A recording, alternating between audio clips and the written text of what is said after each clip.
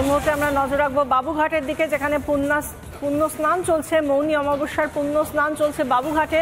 যেরকম আমরা মকর সংক্রান্তিতেও দেখেছি পুণ্য স্নান করেছেন বহু মানুষ, সেরকম আজ মৌনী অমাবস্যাতেও পুণ্য স্নান চলছে এবং সেখানে বহু মানুষকে আমরা দেখছি তারা অবগাহনে ব্যস্ত, গঙ্গার স্নান করছেন তারা। এই মুহূর্তে আমাদের সঙ্গে রয়েছেন আমাদের প্রতিনিধি রুমকি দে। রুমকি, তুমি যেখানে রয়েছো সেখানকার ছবিটা একটু আমাদের সামনে তুলে ধরো, কারণ বহু মানুষকে আমরা ইতিমধ্যেই দেখতে পাচ্ছি যারা বাবুঘাটে পুণ্য স্নান করছেন।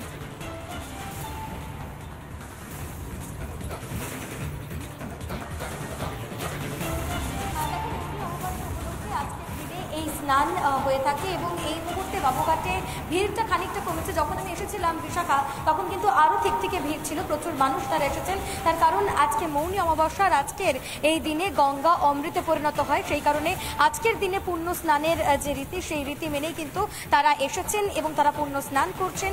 তার সঙ্গে যে গঙ্গা পুজো, সেই গঙ্গা পুজোও চলছে। বহু দূর দূরান্ত থেকে মানুষজন এসেছেন। আমি একটু সরাসরি তাদের সঙ্গে একটু কথা বলে নেওয়ার চেষ্টা করব।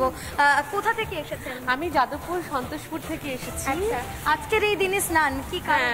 এই লোকমুখে শুনছি এটা বেশ অমাবস্যার মৌনী অমাবস্যা আছে আজকে, তো এটা নাকি খুব ভালো স্নান করা, সেই জন্যই স্নান করতে এসেছি। আর বাড়িতে তারপরে কাজকর্ম ছিল না, সকালে দুজনে বেরিয়ে গেছি এই পর্যন্ত।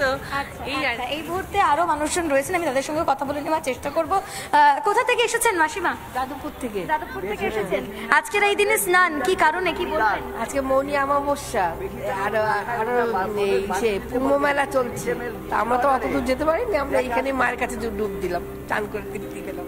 দেখো, বুঝতেই পারছো বিশাখা, যারা কুম্ভ স্নানে যেতে পারেননি, মহাকুম্ভে যেতে পারেননি, ত্রিবেণী সঙ্গমে যেতে পারেননি, তারা কিন্তু আজকে গঙ্গা স্নান করছেন মৌনী অমাবস্যা উপলক্ষে। আমি আরো যারা রয়েছেন কথা বলে নেওয়ার চেষ্টা করবো। মাসিমা, কোথা থেকে এসেছেন? আমি যাদবপুর থেকে এসেছি। যাদবপুর থেকে এসেছেন। আজকের এই দিনে স্নান করেছেন? হ্যাঁ, খুব সুন্দর চান করেছি, খুব ভালো করে। কেমন লাগছে আজকের দিনে? খুব মজা লাগছে। কি কারণে আজকের এই স্নান?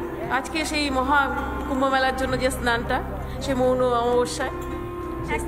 অমাবস্যা আজকের এই দিনে গঙ্গা অমৃতে পরিণত হয় এবং সেই কারণেই আজকের এই দিনে স্নান করলে বলা হয় যে সমস্ত পাপ ধুয়ে যায় এবং পুণ্য অর্জন হয়। সেই জায়গা থেকেই অনেকে স্নান করছেন, অনেকে পিতৃপুরুষের উদ্দেশ্যে তর্পণ করছেন। আরো যারা রয়েছেন একটু কথা বলে নেওয়ার চেষ্টা করবো। মাসিমা, কোথা থেকে এসেছেন? ঠাকুরপুকুর। ঠাকুরপুকুর থেকে এসেছেন। বাবুঘাটে স্নান করবেন বলে, কুম্ভে যাওয়া হয়নি সেই কারণেই কি? হ্যাঁ হ্যাঁ। আজকের এই দিনে স্নান কতটা উল্লেখযোগ্য, গুরুত্বপূর্ণ আপনার কাছে? খুবই ভালো লাগছে, আর আজকে স্নানটা গুরুত্বপূর্ণ স্নান, তাই জন্য আমরা তো কুম্ভে যেতে পারলাম না, তাই এখানে আসলাম। অর্থাৎ কুম্ভের স্বাদ তারা বাবুঘাটে এসে পাচ্ছেন, সেই জায়গা থেকে আমাদের প্রত্যেক মুহূর্তের ছবি, বাবুঘাটের ছবি তুলে ধরছেন আমাদের প্রতিনিধি রুমকি দে। ধন্যবাদ রুমকি।